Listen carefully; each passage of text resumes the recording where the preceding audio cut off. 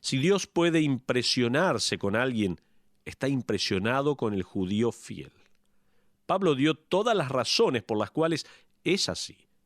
Estaban orgullosos de tener la ley o el Torá, eran personas morales y hablaban con respeto de Dios y conocían su voluntad. Enseñaban la verdad del Torá y sus pautas morales a otros. Todo sonaba muy bien, parecía tener todo resuelto en su sistema.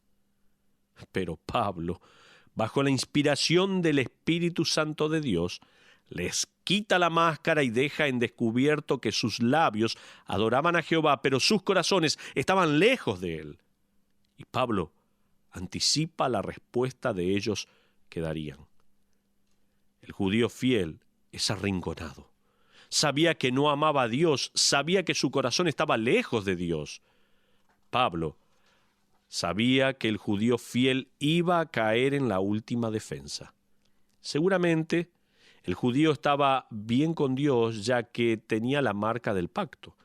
Había sido circuncidado según el mandamiento y la promesa de Dios a Abraham. Esta es la última carta que el judío podía jugar.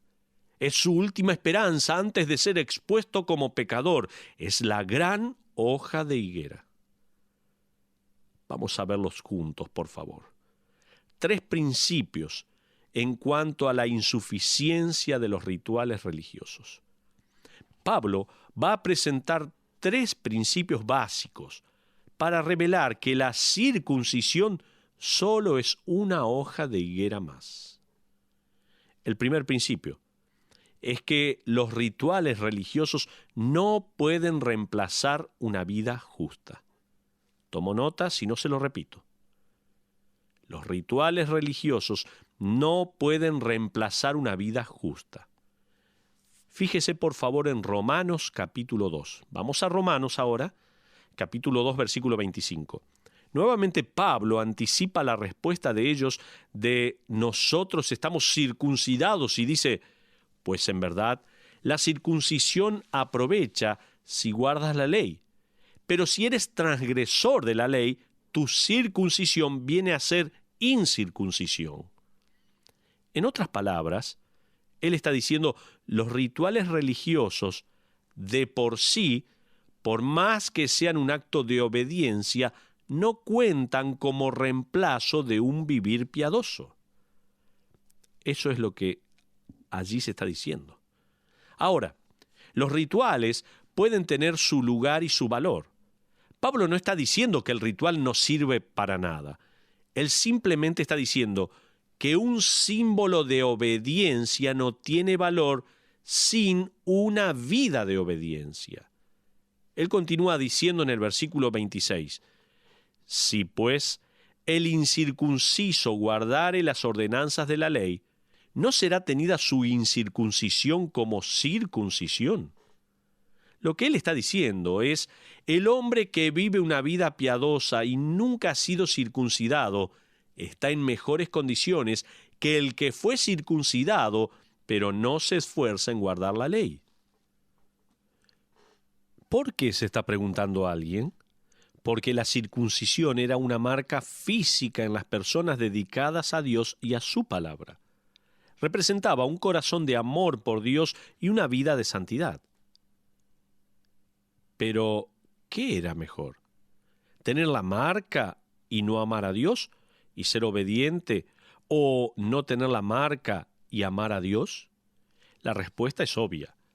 Tal como le decía Dios al profeta Samuel en cuanto a los sacrificios de animales en 1 Samuel capítulo 15, versículo 22. Y Samuel dijo, ¿se complace Jehová tanto en los holocaustos y víctimas como en que se obedezca a las palabras de Jehová?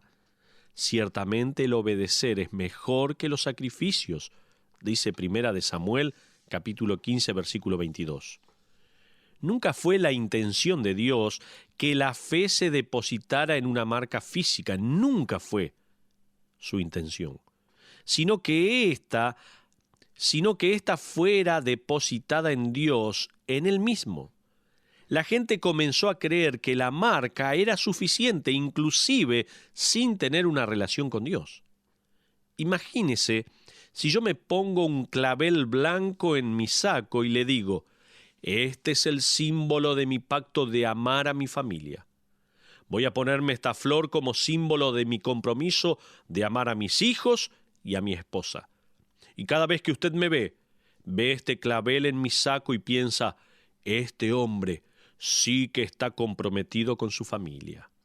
Ahora, supongamos que me ve actuando de manera egoísta hacia mi familia. Tal vez me ve gritándole a mis hijos fuera de la iglesia. Usted entonces se dirige a mí y me dice, oiga, eso no me parece algo muy amoroso de su parte. Entonces yo le contesto, perdón, ¿no ve mi clavel? ¿Está ciego usted? Usted me dice entonces, pero escuché lo que le dijo a su familia. Entonces yo respondo, ¿y a quién le importa? Olvídese de mi familia. Tengo el clavel y eso es lo que cuenta. Amigos, yo hice nulo ese clavel. De hecho, lo transformé en un símbolo de hipocresía. El judío estaba diciendo, olvídense de la ley, olvídense de un corazón de amor hacia Dios, olvídense de la obediencia a su palabra, tengo la marca de la circuncisión y eso es lo que importa. ¿Se da cuenta lo que Pablo está haciendo aquí? Todo lo que el judío tenía era un ritual, sin la realidad de lo que este ritual significaba. Y estoy mostrándole aquí tres conceptos, tres principios en cuanto a la insuficiencia de los rituales religiosos.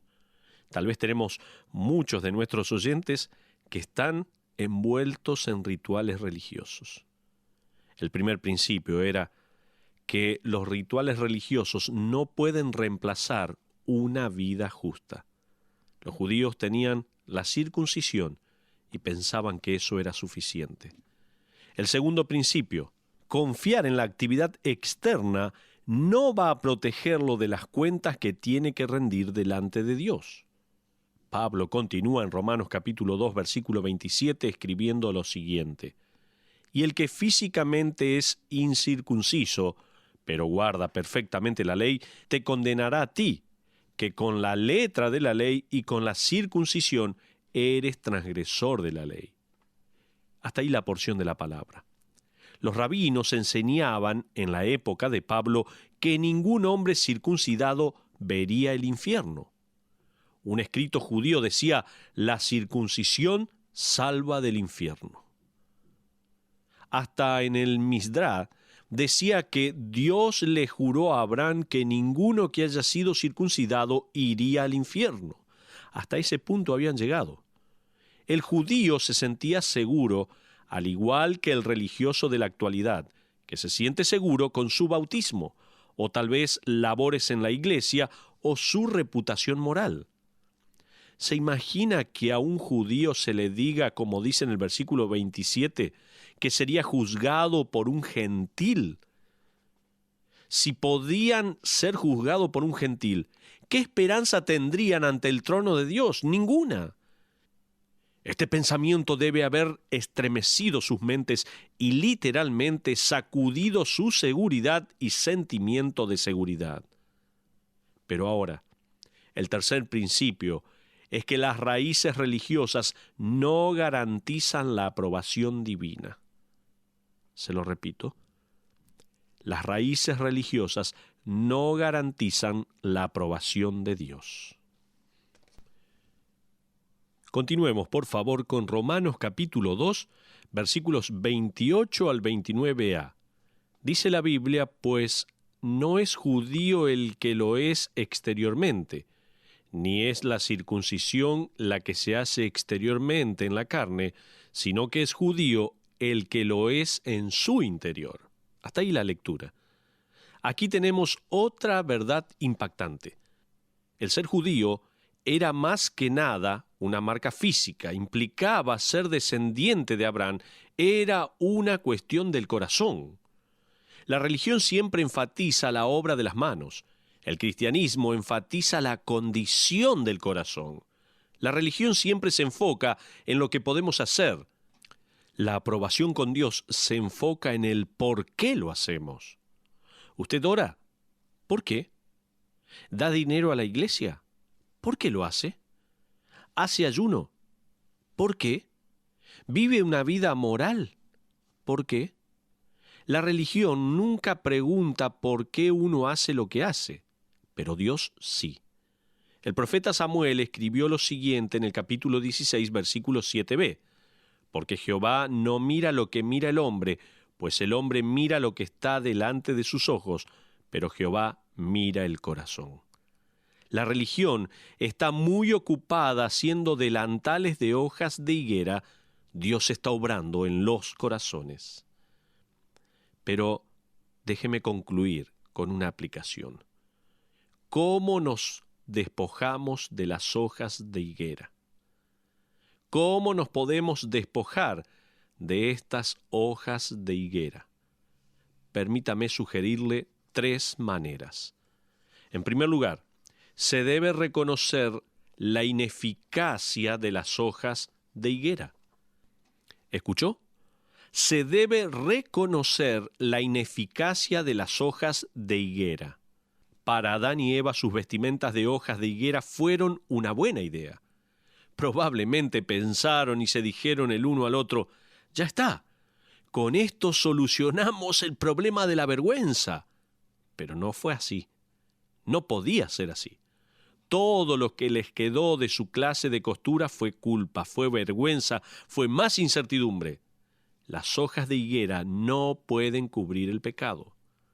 Segunda aplicación, tome nota: se debe cambiar las hojas de higuera por una verdadera confesión.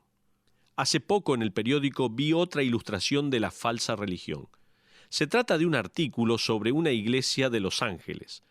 Era una iglesia de varios miles de miembros y el pastor de la misma era un tal Michael Whitwick. Uno de los miembros dijo: jamás es aburrido o infunde temor o culpa.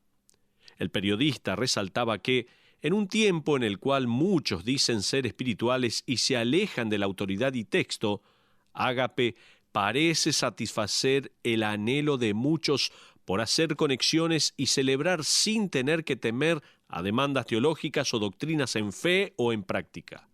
Aquí no se habla de condenación, decía el artículo. Nosotros no creemos en que uno nace en pecado, decía este pastor. Nacemos bendecidos. Mientras algunos buscan salvación, nosotros la llamamos autoelevación. Esta no es una religión de una nueva era, sino que es un pensamiento nuevo combinado con la sabiduría antigua. Qué tremendo lo que este artículo estaba diciendo. Estoy de acuerdo con eso último, es muy antiguo el concepto. Proviene de Génesis capítulo 3, cuando 2 personas emplearon su propia religión que parecía ser tan sabia. No había condenación allí. Era una manera de sentirse mejor en cuanto a sí mismos. Y parecía algo sabia, hasta que Dios entró en escena. El problema con esta religión es que si uno no habla del pecado, entonces no se necesita un Salvador, y si no se habla del juicio, entonces uno no puede tener un Redentor. Puede que usted sea religioso y que vaya a la iglesia, pero en realidad solo está involucrado en la última tendencia de hojas de higuera. Déjeme sugerirle la última de estas 3 maneras en las cuales nos podemos despojar de las hojas de higuera. Dijimos, en primer lugar, se debe reconocer la ineficacia de las hojas de higuera. En segundo lugar, se debe cambiar las hojas de higuera por una verdadera confesión. Y en tercer lugar, las hojas de higuera deben de restituirse con el sustituto expiatorio de Dios. El primer acto religioso de la humanidad fue el de coser hojas de higuera. El primer acto redentivo de Dios fue el de quitarle la vida a un animal inocente, matándolo, quitándole la piel y haciendo así delantales de piel para esta pareja. ¿Era el simple hecho que la piel es mejor que las hojas? Se puede preguntar. No. Era cuestión de sacrificio. Para que ellos pudieran vivir, alguien tenía que morir.